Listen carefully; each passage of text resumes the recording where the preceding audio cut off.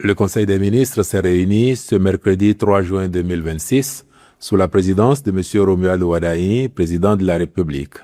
La séance a été sanctionnée par les décisions dont voici la teneur. Au chapitre des mesures normatives, transmission à l'Assemblée nationale, pour étude et vote, du projet de loi de finances rectificative pour la gestion 2026. La restructuration de l'appareil gouvernemental, intervenue à la suite de l'entrée en fonction du président de la République, et la prise en compte de ses orientations prioritaires, induisent une modification substantielle des objectifs de la loi de finances initiale. Ceci rend donc nécessaire un réajustement de l'architecture budgétaire de l'État.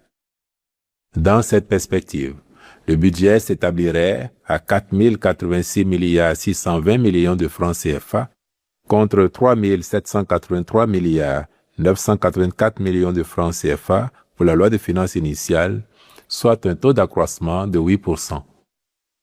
Le taux de croissance prévu est maintenu à 7,5%, tandis que les dépenses de personnel sont en baisse de 9,8%, sans remettre en cause les recrutements prévus et les dépenses d'acquisition de biens et services.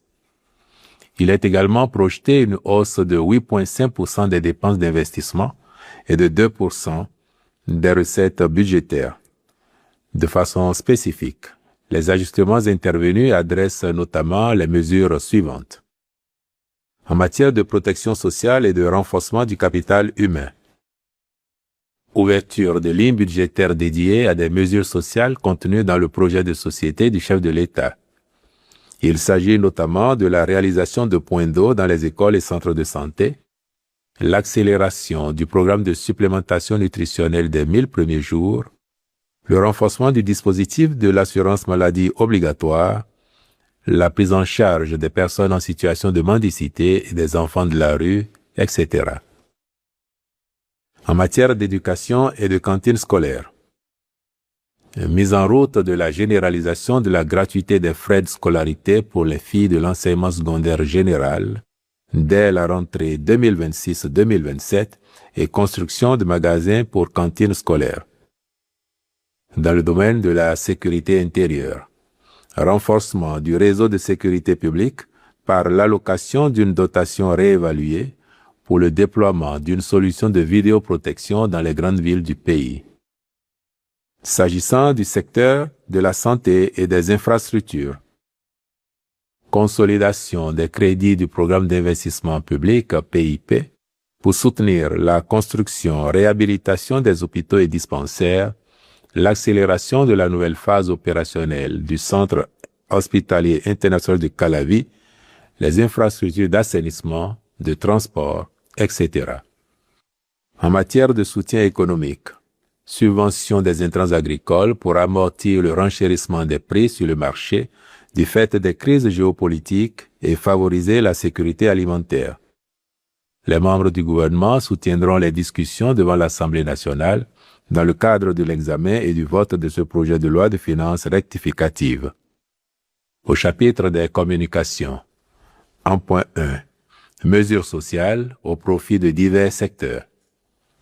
Dans le cadre de la traduction en actes concrets des engagements contenus dans son projet de société, le président de la République a instruit le gouvernement à l'effet d'opérationnaliser diligemment certaines mesures phares promises. À ce propos, les décisions suivantes ont été prises. Dans le domaine de l'éducation, la gratuité de la scolarité dans l'enseignement secondaire général et technique public sera effective pour toutes les filles sur toute l'étendue du territoire dès la rentrée scolaire 2026-2027. Une enveloppe de 20 milliards de francs CFA est mise à disposition pour renforcer et accélérer le programme d'accès à l'eau potable et à l'électricité pour l'ensemble des établissements d'enseignement public qui en sont dépourvus. Au niveau de l'enseignement supérieur, un comité est constitué pour statuer sur les conditions de relance et ou d'amélioration des œuvres sociales, transport, hébergement, restauration dans les universités publiques dès la rentrée académique 2026-2027. Il présentera son rapport à la prochaine séance du Conseil des ministres. Dans le domaine de la santé, une dotation d'1 milliard de francs CFA est constituée pour accompagner les hôpitaux publics dans la constitution de stocks d'intrants nécessaires à la mise en œuvre de la prise en charge systématique des urgences vitales. Ainsi, les formations sanitaires, sur toute l'étendue du territoire national, seront en mesure de prendre en charge de manière diligente et sans conditionnalité préalable tout patient dont le pronostic vital serait engagé. Une enveloppe budgétaire de 10 milliards de francs CFA est allouée au programme d'accès à l'eau potable et à l'électricité de tous les centres de santé publics qui n'en disposent pas encore. L'accélération du programme de supplémentation nutritionnelle des 1000 premiers jours est prescrite. Dans le domaine de l'agriculture, des subventions spécifiques sont instituées au profit des agriculteurs, principalement ceux des filières riz, coton, soja et cajou, dès la campagne agricole 2026-2027. Ce faisant, le gouvernement entend mieux récompenser l'effort productif, renforcer durablement les revenus des exploitants agricoles, sécuriser l'approvisionnement des unités de transformation locales et consolider le positionnement du Bénin comme puissance agricole et agro-industrielle de référence en Afrique de l'Ouest. Ainsi, s'agissant du coton, pour une production nationale supérieure à 700 000 tonnes, les producteurs percevront une prime exceptionnelle de 10 francs CFA par kilogramme sur le prix homologué pour la campagne agricole.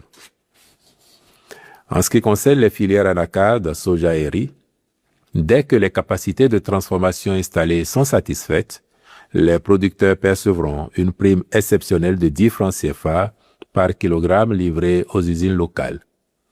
Il est à noter que pour la campagne agricole 2026-2027, ces capacités sont respectivement de cajou, 200 000 tonnes, soja, 450 000 tonnes, riz, 350 000 tonnes.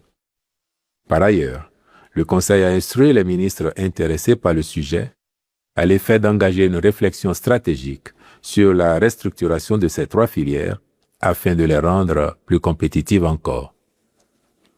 En point 2. Adoption du document de programmation budgétaire et économique pluriannuel 2027-2029. Il ressort du dit document que le présent exercice de programmation s'inscrit dans un contexte économique national marqué par la consolidation de la croissance qui s'est établie à 8,1% en 2025, un record depuis l'avènement du renouveau démocratique, avec une inflation maîtrisée estimée à 1,1%. À cet égard, l'économie béninoise devrait poursuivre sa résilience en dépit des contextes régionaux et internationaux instables.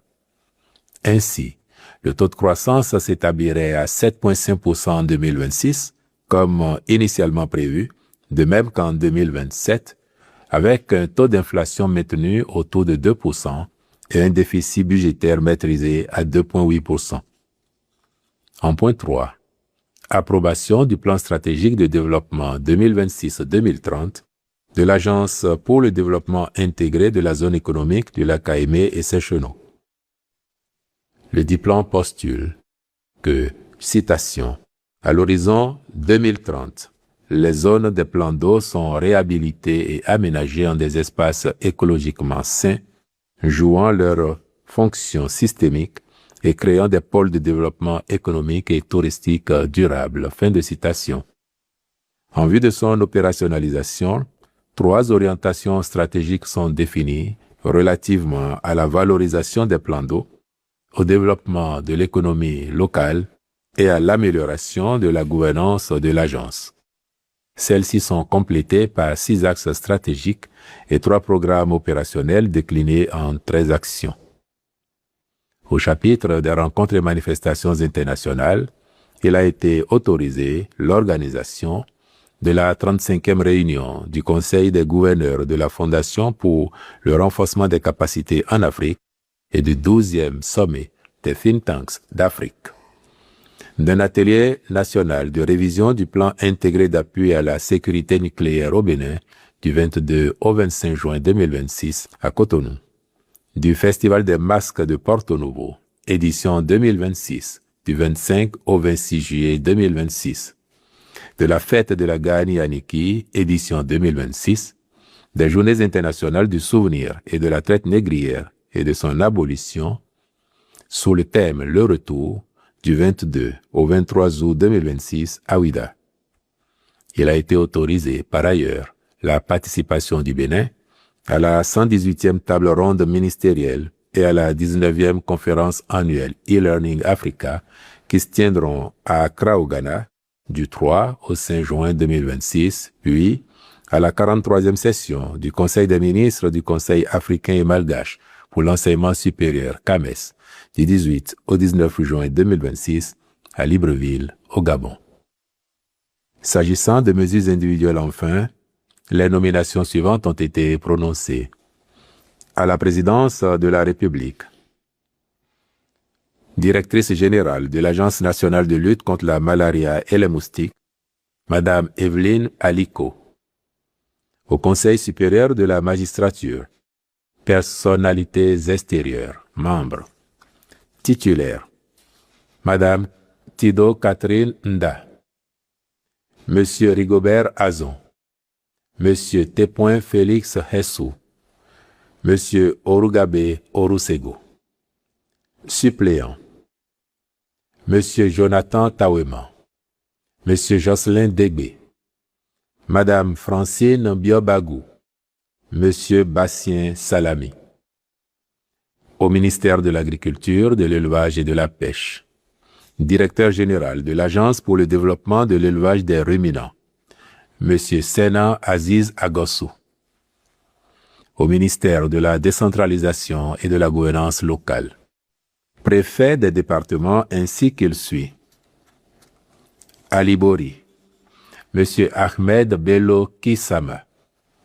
Atakora, Monsieur Jacques Roland Amadou. Atlantique, Monsieur Raphaël Akoteyon.